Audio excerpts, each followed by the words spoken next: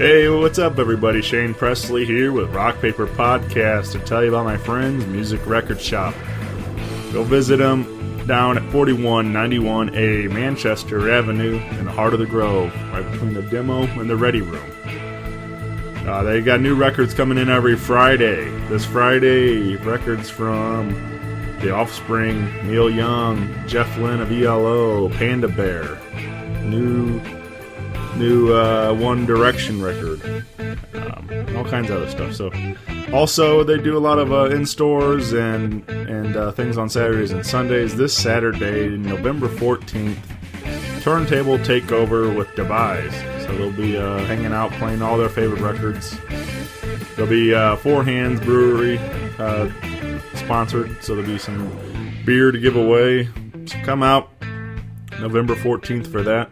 Also mark the calendar for November 28th, next Rock Paper Podcast showcase with Hands and Feet and Connor Lau.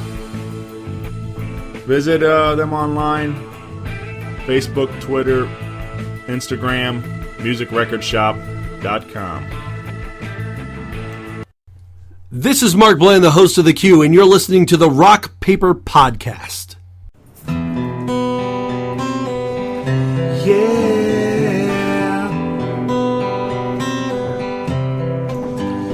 this is Rock Paper Podcast with Shane and his guests.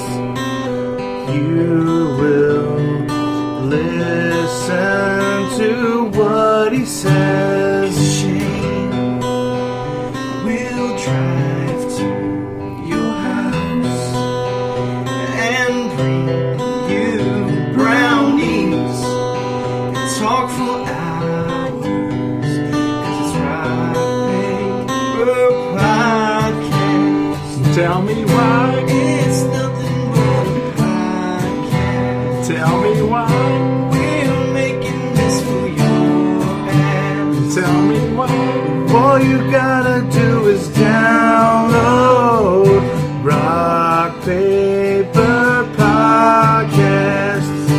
Rock Paper Podcast. Hey, everybody, Shane Presley here with Rock Paper Podcast. Hanging out in St. Peter's with my guest, Mark Bland. Well, thank you very much, Shane. Hey. Appreciate it, sir. Welcome to the show. No problem. I appreciate you having me on. Yeah, this is pretty exciting. I'm, excited to sit and talk podcasting and stuff with a fellow radio guy and maybe hopefully learn something. I don't think you're going to learn anything from me. There's definitely no way to learn anything from me. Not to stick your foot in your mouth, not to piss people off. I mean, you might learn that. Right. It's about that. That's about all I can teach anymore. So yeah. But yeah, so Mark hosts a show. How often are you doing your show? The Q is a weekly. At this point, it's because people put commercial breaks and stuff like that. It's like an hour to an hour and a half, depending on the week. But if you download it in the podcast form, it's just an hour-long show.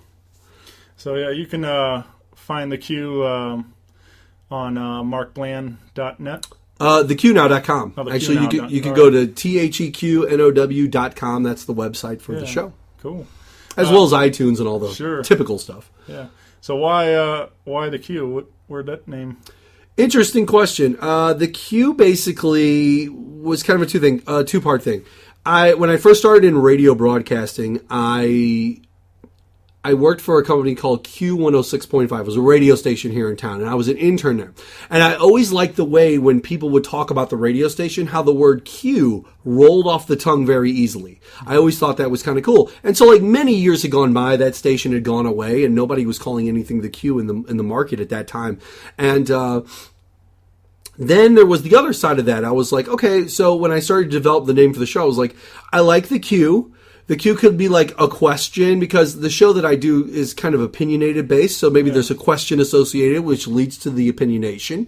And Also, at the time, we were kind of when I first started the show was 2007. So we're first getting into podcasting. We're first getting into, like, at least in the Midwest, it's starting to hit here. I was one of the earliest adopters of podcasting. And so, like, at that time, I don't know do you know much about BitTorrent? Do you know much about illegal downloading? Do you know much about stealing shit from people? Okay.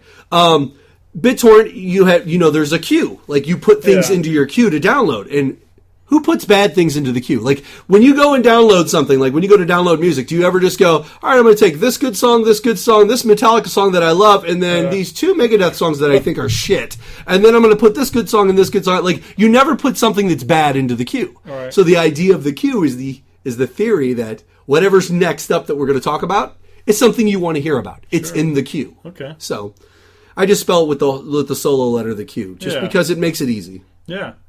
Yeah, that's a good point. Makes sense to me. Work it out a little bit. Yeah. Make people happy. Yeah. So you kind of touched on some of your radio experience, but what got you into doing radio? Luck. Yeah. Complete luck. I happened to I was at Florissant Valley Community College. They have a radio station there called 89.5 KCFE. And at the time, though, I was going to school for law enforcement. I was going to be like police officer or something that had to do with law enforcement. And I happened to be walking. It was my first semester ever in college. I happened to be walking down the hallway, and there was a girl named Sandy who worked for the radio station. She happened to be out in the hallway, and I was in this communications building where the station was at for a class over there.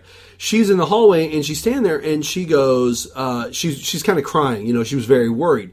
And I come up, and I go, is everything okay? Because she was kind of upset at the time. And she goes, no, I need someone to read the news, and like things are not going well, and this is my first time around as the news producer for the station, and this, that, and the other, and I don't have anyone. And she goes, would you be interested in maybe reading the news for me? I've got to have somebody. So I told her, yeah, sure, I'll help her out. I went in. She goes, all you got to do is read the stuff off this paper. I read it off the paper. It took 5 minutes to read the news. I even did the weather and the sports, like a little weather snippet and a little sports story and stuff like that. And then, she said, just end it like this, say these words, and she wrote them down for me. I ended it like that, and when it was all said and done, I was like, well, that was kind of cool. Like, I really enjoyed that. I thought that was kind of neat. I was like, if you ever need anyone to do it again, just let me know. Like, here's a way to contact me. And this is 1994, okay? Right. So let's be honest. There's no internet the way there's internet. Yeah. It's very rudimentary, CompuServe, Prodigy, AOL, right? There's no like websites the way we think of them. Like, you dialed up with a 2400 baud modem. They didn't even have, or 14.4. They didn't even have 56K yet. So we hadn't even got to that point. And I didn't even have an email address yet. Most people didn't even know email addresses existed. So at this point, it was like, here's my home phone number. Right. And her thing was, why don't you just come back to the station tomorrow morning? I'll introduce you to Diana, which was the head of the general manager of the station, God rest her soul. And, we'll talk from there and we'll see if we can get you something set up. And that's what happened. I went in the next morning, I talked to her and Diana, and they were like, you can read the news every Tuesday and every Thursday at this time. And I was like, okay, cool. And then I just started showing up every Tuesday and Thursday at 3 o'clock to read the news. And I did the 3 o'clock and eventually the 3 and 5 every Tuesday, Thursday.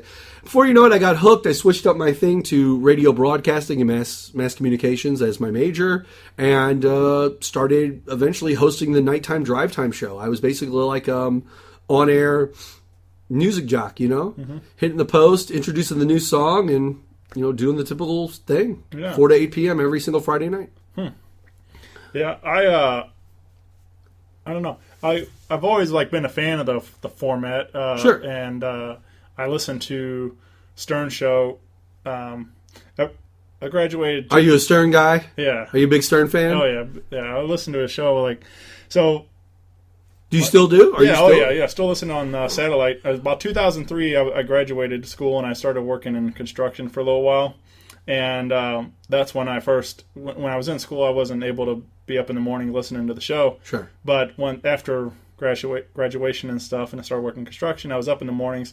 I'd have it on my drive to work and all this stuff. Oh, yeah. And, Stern was the reason that Stern was who I tried to emulate. Yeah. It's 1995.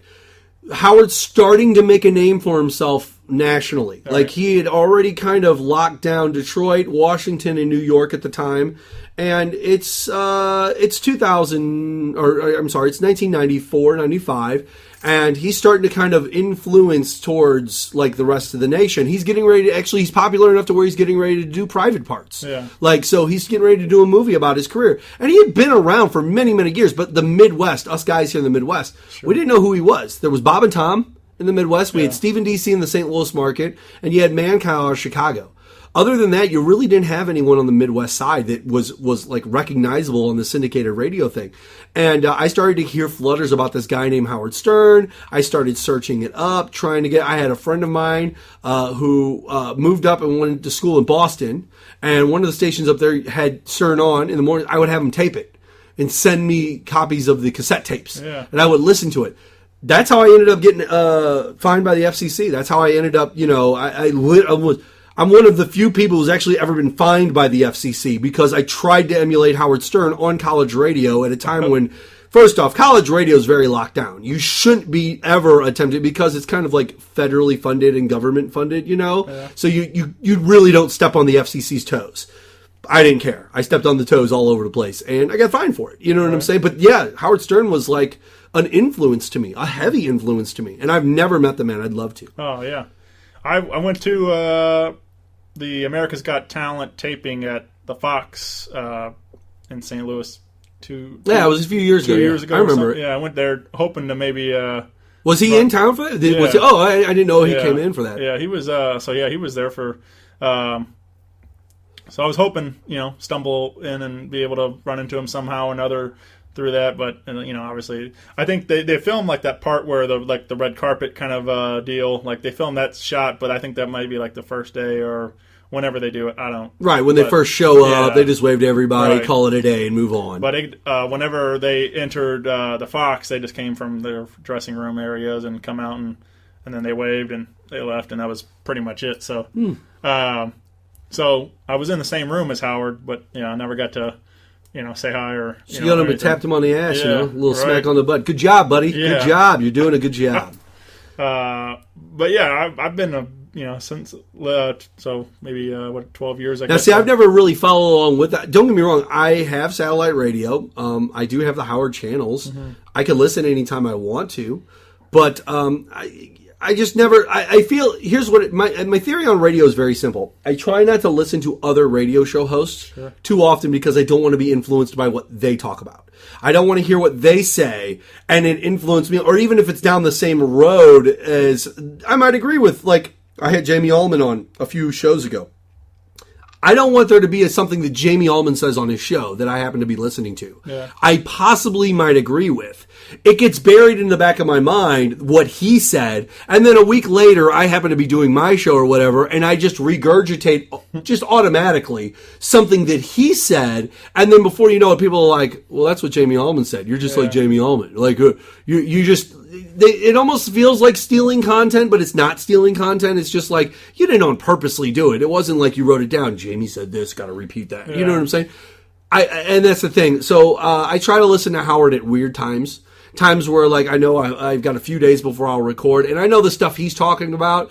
I'll try to listen to his interviews. Because then when he's doing an interview, he's not talking about anything current events or current affairs, like within the realm of things I would talk about. He's talking to, Chris Pine from the Star Trek movie or somebody like that, and just discussing their career and their life with them. And unless I got Chris Pine on, it's never even going to touch my lips. Yeah. So. Yeah, I feel like that was like with songwriters and stuff. Like for me, it's like I'm a huge fan of music also, and like I always have like this kind of bucket list item to write a song of sorts, and what kind of song would you write though? Well, would it be heavy metal? Would it be rock? Would it be country? Yeah. Would you become a new hip hop artist? No, I don't know about that, but I do like I like a lot of singer songwriters that kind of lend more country, I guess in a sense. But Americana, I guess, in a sense too. But so, could you give me an example of like a group, an artist? There's a lot of guys I like. One of them, I've talked about him a lot on the show just because I'm a big fan. Is Will Hogue. He. I don't think I know Will Hogue. A lot of the guys aren't like national name. They're not commercial.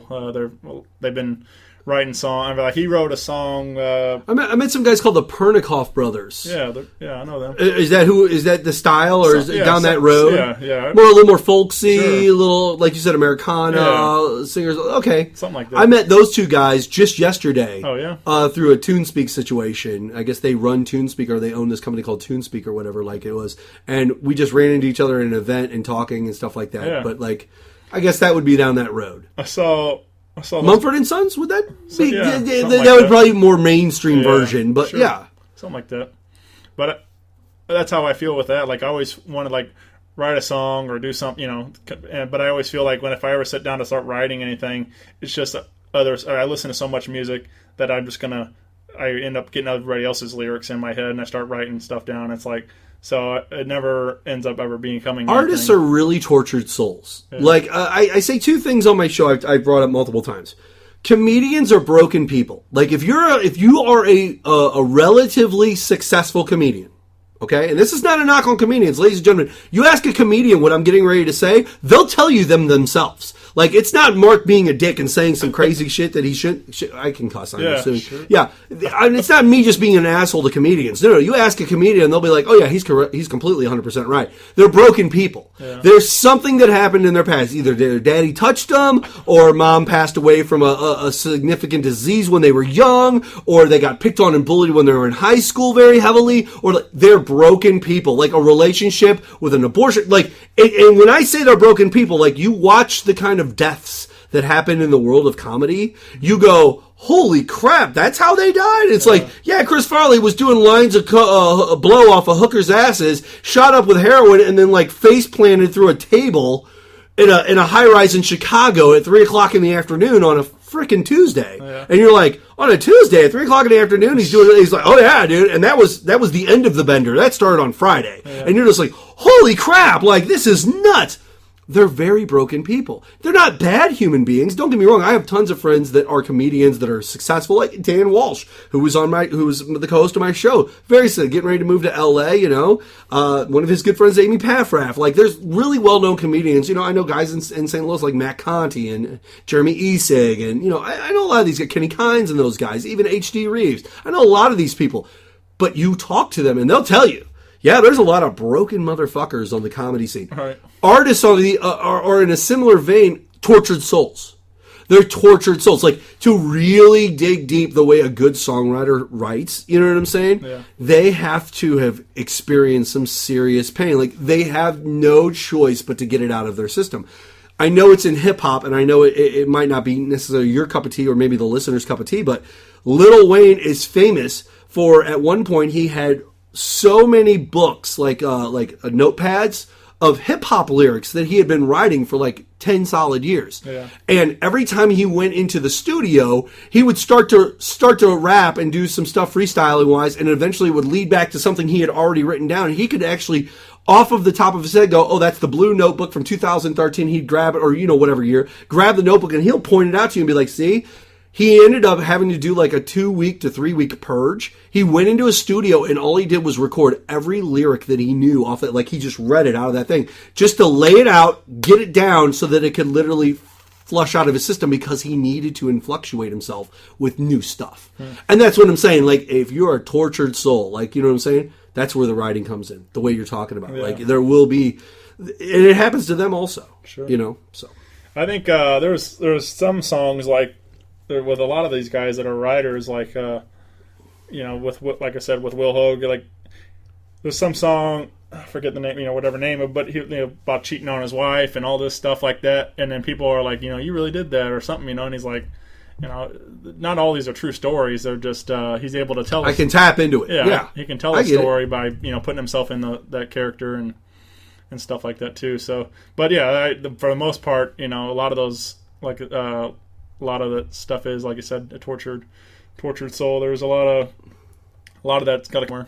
So, but yeah, I don't know. Like I said, hopefully someday I'll be able to write that song, whatever it might be. I think you will. Yeah. I think you'll get there. It just takes time. Right. Yeah, like I said, big fan. But do you play music? No, never. I mean, just like I said, just a fan. I tried like 6th grade. I picked up. I went to band and I played the cornet for a couple weeks, and I wasn't very good. And my band teacher was like, "Hey, you can either try really hard or you can go back to gym." And I was like, "All right, I'll see you later." So you can go back to gym. You can get the hell out of here. Is what I'm trying to explain to you. Right. So I went and I played basketball and football and stuff through school. So where'd you go to high school at? That's the famous St. Louis question, right? Yeah. I went to Wentzville. So Holt. Yeah, I started at Holt, and then they opened up Timberland as the annex. It was a expansion school. So I was essentially a senior over there for 3 years before they named it, and then they became Timberland, and so it's now they have 3 high schools in Wentzville. So I was kind of on that, whatever, I can't think of the word, but anyway, whereas I was growing, I was constantly changing. I lived in the same house, but kept changing schools because it kept expanding. So fair enough. Yeah, so the area, obviously, you look at Wentzville and O'Fallon, and it's one of the highest growing population in the state over the last 15, 20 years or whatever it is. So area has grown like crazy out here. But yeah. What about I just moved out this direction. Yeah. I was living in Hazelwood for the last few years. Right. So there I was, right next to Ferguson, when it popped off, which, it wasn't that bad, for where we were at and stuff like that. It didn't really affect us all that much. But we got inundated with quite a bit of life. And so over the last couple of years, and we got lucky. We got really lucky because we decided to move out here right around that landfill thing that popped off. And had that popped off before we moved, that would have been probably a death knell on the house sale. Yeah. Because I don't think many people are going to be like, oh, yeah, let me move next to that nuclear waste dump. That's I'm a big fan of dying and having my nose fall off as I'm doing it and spitting up blood. So I can't wait to spend thousands of dollars on a house to do this. Yeah. Jesus. Right. Yeah. What so who all, like, different radio stations, you mentioned something about Stephen DC and stuff that you worked with. Did you work with those guys? I didn't work directly with Stephen DC per se. I worked at Q106.5 when they were there. Yeah. I've known them for many years. Producer Bobby, who's the producer of my radio show, he was their producer for 5 years. Moved all over the nation with them as they moved on in the later part of their career. And so, we have a relationship with Stephen DC, and actually, with any luck, soon we might be able to get an appearance for Steve on the show. We've had DC on the show before, but Steve lives down in Alabama.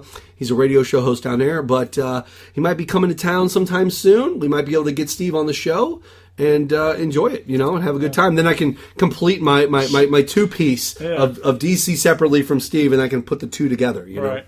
I got to talk a while back with Radio Rich Dalton. Radio Rich is an amazing individual. I really like Rich a lot. Yeah, it was just an incredible experience to sit and talk to him for. Oh, the guy is just a fountain of historical stuff when it comes to St. Louis radio as well as the music industry in general. Right. He's just a genius when it comes to, and he ran the HD side. When they started pushing HD stations in the St. Louis area real heavily, Rich was kind of the forerunner for that. He was the one who was over the top of a few for Emmis, if I remember correctly. Yeah. And he was the one really kind of pushing for the HD side of things. So, yeah, I don't know. I'm not sure what all happened with him and K-She and K-Hits and things, but he's over on Our Musical Roots now.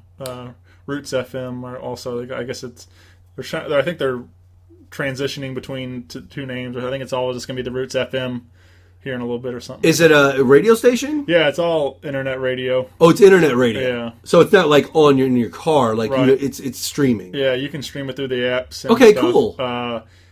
So essentially, it's perfect for him because it's a Pandora kind of thing where music streaming all the time, but he'll come in between songs and just chime in with that was Pink Floyd, whatever, and he'll give you some fact and tidbit about the songs and stuff like that, and so it's really pretty cool. If you liked listening to Radio Rich on K-Hits, and sure, things, it's exactly that with no commercials. So Yeah, Rich is a great guy. Like a very he's one of those people like in St. Louis we have John Hewlett, we have Radio Rich Dalton. You know, you've got Favaz,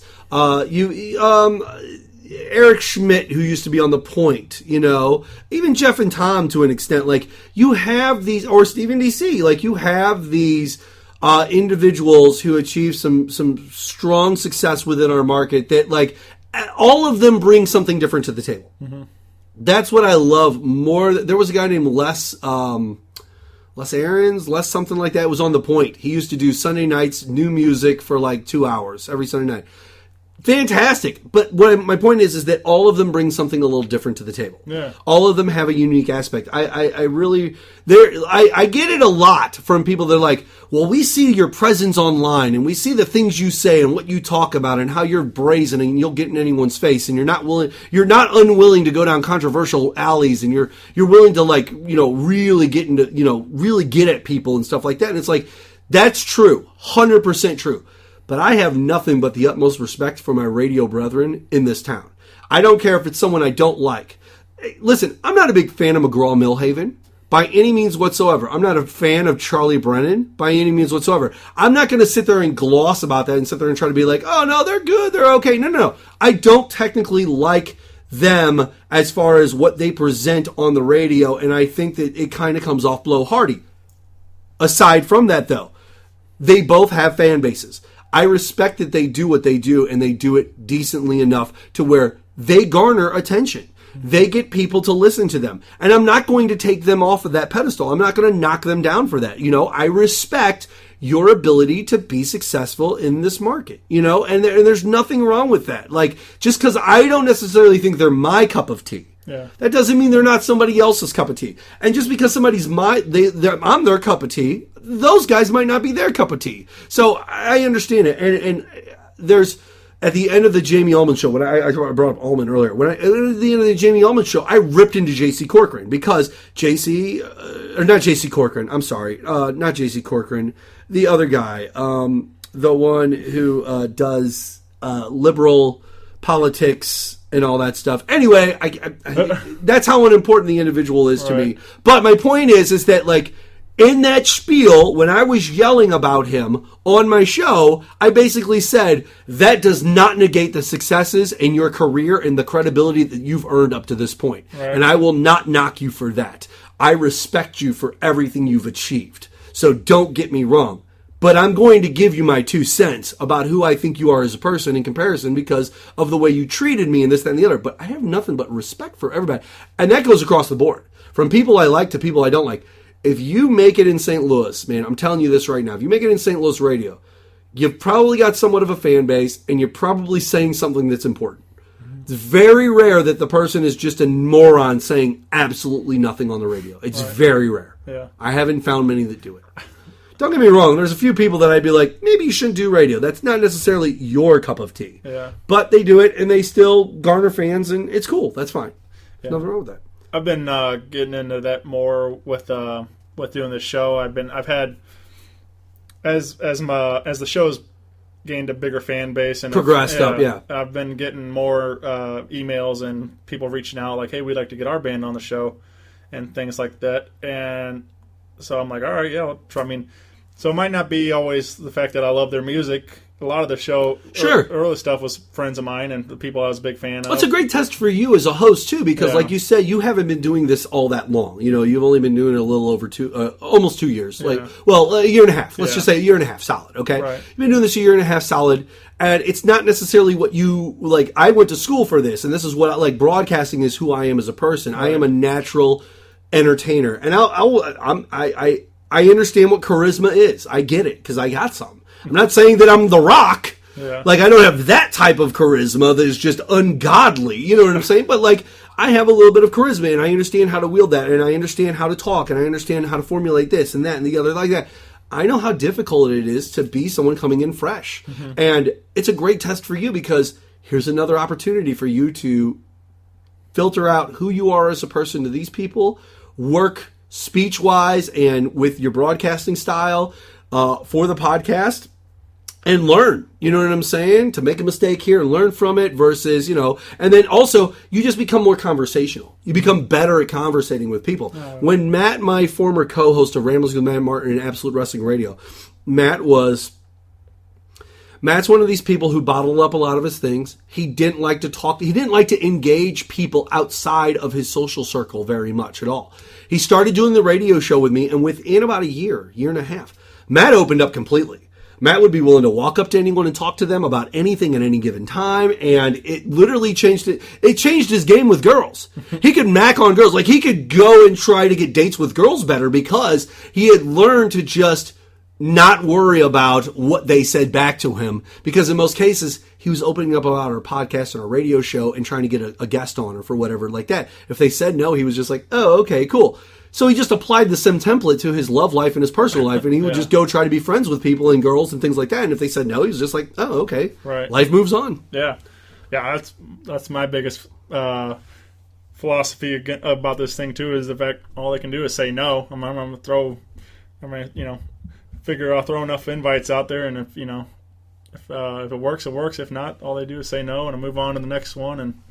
But I try to get as many people on the show, and various forms, and musicians, comedians, whatever it takes. But I enjoy talking to all sorts of new people, and this show, I think. Well, I like you, Shane. Yeah. I'd love. Listen, I think you do a great show. Thanks, man. Yeah, I was listening to your show. You also. Just mentioned The Rock a little bit ago, but you were talking wrestling on one of the last episodes. You guys were talking about like some of your favorite wrestling match things. Sure. I got a little bit of a background in professional wrestling. Yeah. A little career that I had. Oh, really? So, yeah. What? Well, I came up. I was a professional wrestler. Yeah. I was touring around for NWA and stuff like that, and I started in 96. 97-ish, somewhere around there, and started training. Eventually, South Broadway Athletic Club here in town is where I started. In fact, my last gig as a professional wrestler was just back in May. I got fired from Dynamo Pro Wrestling as the executive director of operations. So I was like the Vince McMahon there. Okay. And, I'm just kind of taking my time right now, relaxing off to the side. I might show back up here in the next few months. I don't know. Yeah. Never know.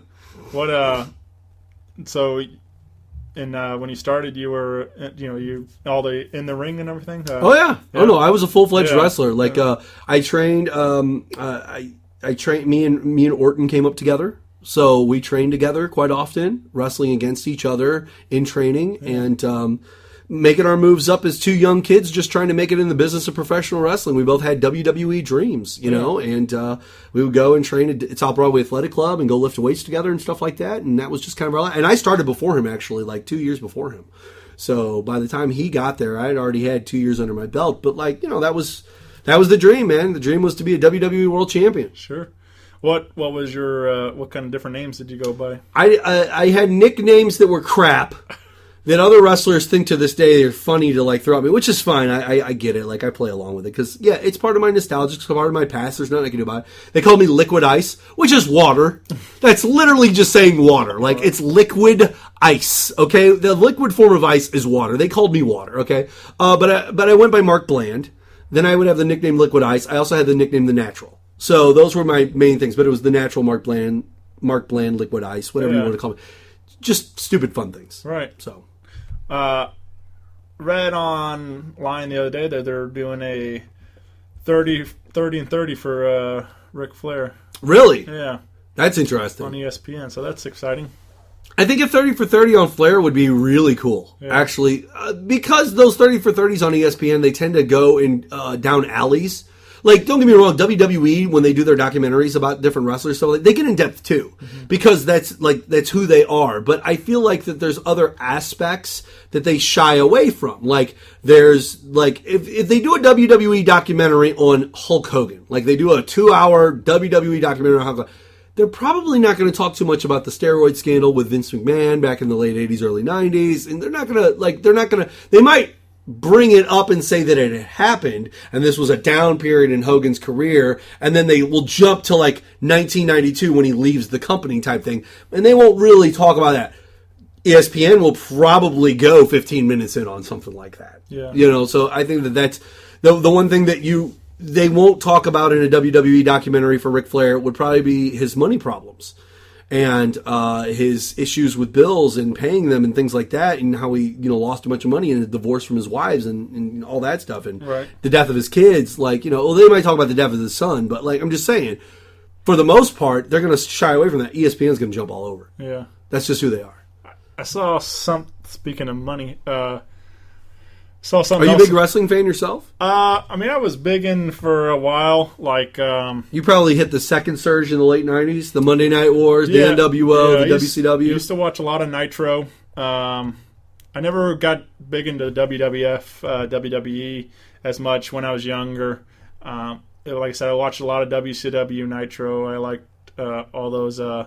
A lot of the guys that were over there, Bill Goldberg, and then when the NWO came in and all that. So I was around a lot of that time. I liked a lot of those characters. But yeah, I now, like as an adult, I've been watching like Chris, who I used to co-host the show with. He hosts WrestleMania at his house every year. Yeah. We talked about me and Chris actually. You're talking about Chris Ballmenter. Yeah. Chris came with me to the Battleground pay-per-view. We got tickets and we went to the Battleground pay-per-view. I met his wife and everything. Yeah. Very cool. So I know he gets into that stuff. Yeah. He's a huge fan. And then another buddy of ours hosts the Royal Rumble. So those are like, I watch the two pay-per-views. I don't really keep up. I do love the Royal Rumble. The Royal Rumble is probably my favorite pay-per-view. And I think that most true professional wrestling fans love the Royal Rumble because there's this idea that anybody could win it. Yeah. Like when they were here in St. Louis a few years ago and Sheamus ended up winning the Royal Rumble, that really blew everybody's mind.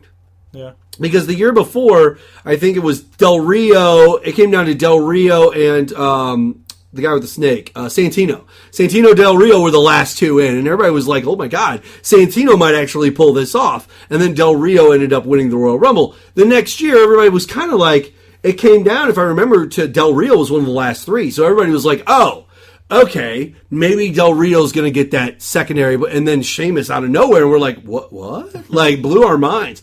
But I think what I think everybody loves the most about the Royal Rumble in itself is the surprise returns. Yeah. Everybody likes to see the Diesel show up or, the Spinneroonie pop out of nowhere just for an opportunity to do it. So I think one of the last we watched one, and I mean, like maybe 2 years ago, whatever it was, but like what was I can't think of it. It went by a couple different names, but he was the pimp character. The Godfather? The Godfather, yeah. He came out and he got kicked out like in a second. Oh, yeah. In and straight out. But yeah, anyway, just stuff like that. It's always funny to see who shows up walking down the runway and then gets... Just to hear the music. When the Dudley Boys music hit at this last Royal Rumble, dude, I geeked. Yeah. I geeked. Loved it. Sure. Absolutely loved it. Those are the things that I really appreciate. And as a guy who's worked in the business, a person who's actually taken chair shots to the head, fallen off cages, gone through tables, like, I understand what it takes to be those people. I understand what the work and the time and the effort they put in.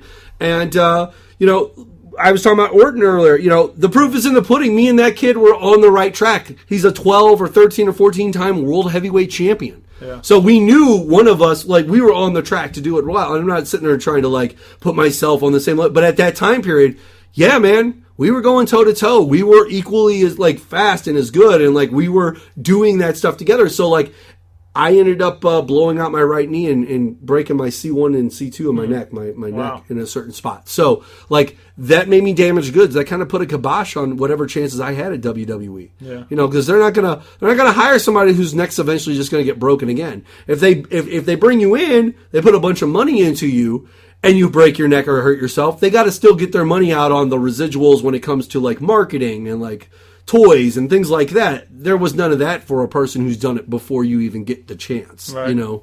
So why take the chance on somebody who's just going to walk around with a broken neck potentially and make us lose hundreds of thousands of dollars that we put into marketing if it goes down that road in the first place at all. Yeah. So, talk back to the Royal Rumble. I think they was watching one of them and there was where he what Reigns won. and I think like everybody was wanting like. Oh, Batista, that was a couple years ago. Well, I think this was like. I think everybody was wanting like Daniel Bryan to win or something. And then, everybody wanted Daniel Bryan to show up. Yeah. Because that was they were playing the corporation, trying to hold Daniel Bryan down since SummerSlam when he won the title and all that other bull crap, and they wanted him to show up. And it was when Batista was getting his big push to wrestle eventually Orton at WrestleMania for the main event, and Reigns just happened to get the bump. Yeah. You know what I'm saying? Out of nowhere, and it really pissed a lot of people off because Bryan gets the shot to be in the match and he gets kicked out early. Right. And everybody was like, what are you talking about? You know? So. But yeah, I remember everybody like booing and stuff at the. Oh yeah, they were not happy with that. Right. Dude, that was the worst return for a star in Batista, who's not. Everybody gives Batista a lot of crap, but he's not this horrible human being, and totally worthy of the position he was put into. But it was kind of, he was fighting against what the fans really wanted to see. Mm-hmm. And they did not want to see Batista. That's just not what they were looking for. Yeah. Bring him back, let him be a part of a lower card match, but we want to see that. They fixed it eventually, and it worked out really well. So, yeah. You mentioned Diesel a while back. My dad, when he was younger, used to have real dark hair. Uh-huh. He's 6'9". Right. He used to work construction, so he had big arms from carrying all this heavy stuff. He rides a Harley, so he used to wear a lot of black and leather and stuff. So he would always get mistaken as for Diesel. For Diesel, oh, that's funny. People always like, "Are you so he would obviously tell him, but it was just funny to but he I put pictures side by side. He does look a lot like Kevin Nash. Even now, like as he's getting older with the salt and pepper and all that. Yeah, gray. So he's still, and they both cut their hair, so he still kind of has that Kevin Nash thing going. Nice. But yeah, I mean, it's especially being size, that's the biggest part of it. The fact that you that's what blows people's minds. I stopped lifting the weights. I stayed out of the gym.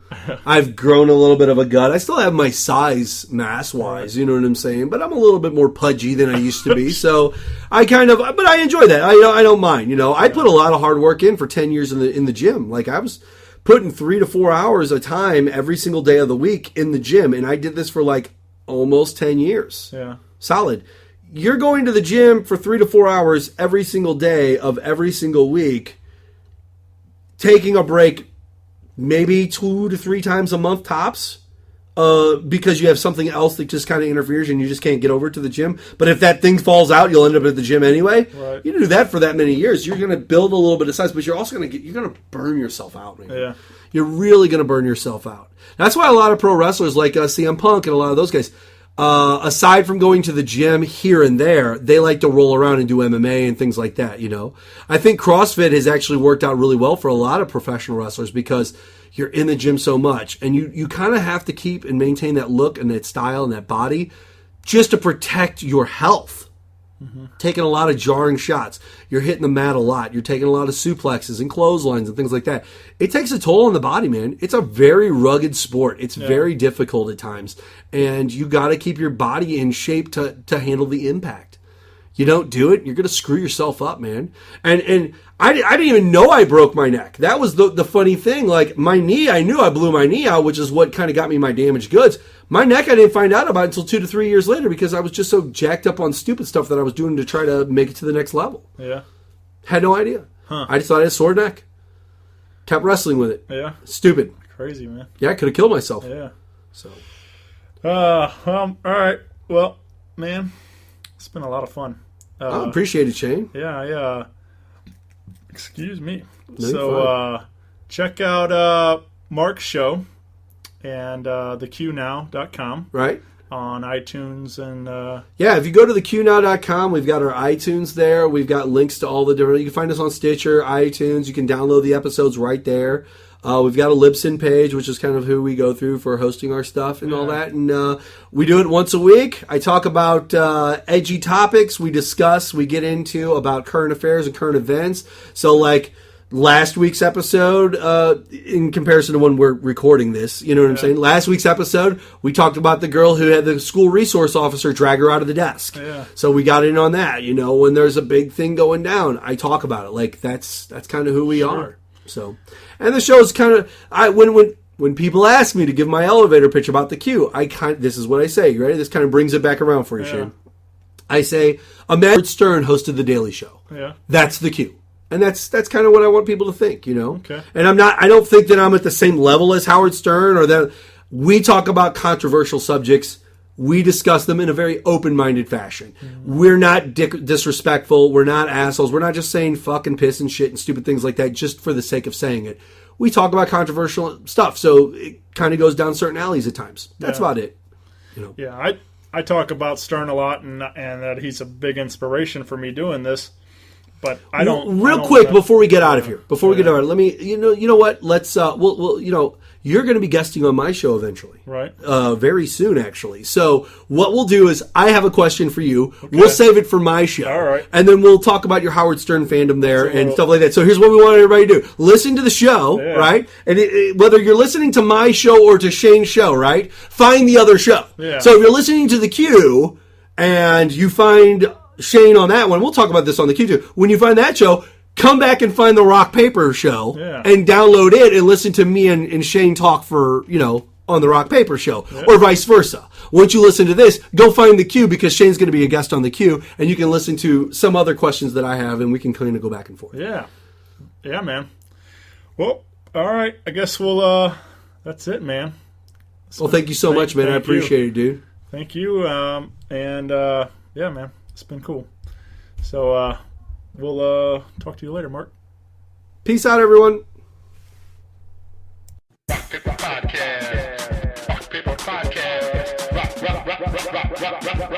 Rock Paper Podcast, y'all.